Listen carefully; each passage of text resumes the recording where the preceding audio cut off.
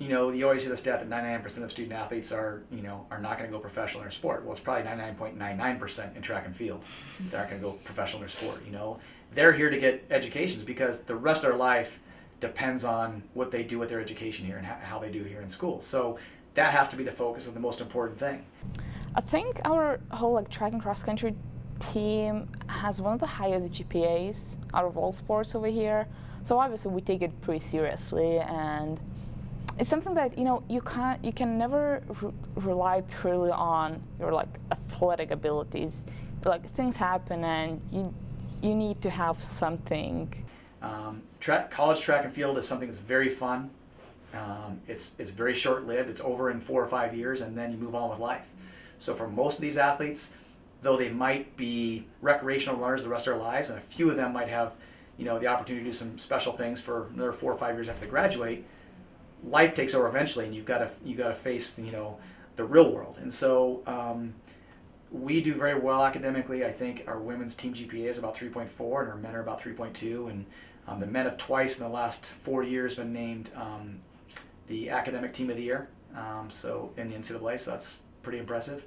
But I think again, that's a large part of what we do is the people we recruit.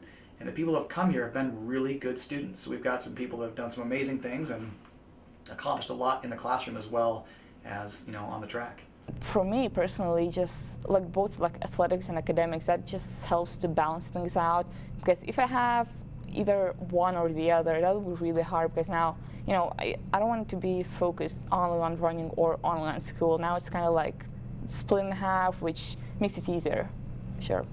The proximity to the important things, the training room, the academic center, their dorm, and as well as the academic support services that we have, with Alan Good, with everybody that we have in place, with the mentors, with the facilitators, everything that we have in place in Oklahoma State that allow our students to be the best that they can be academically and athletically. I feel that now we have everything in place.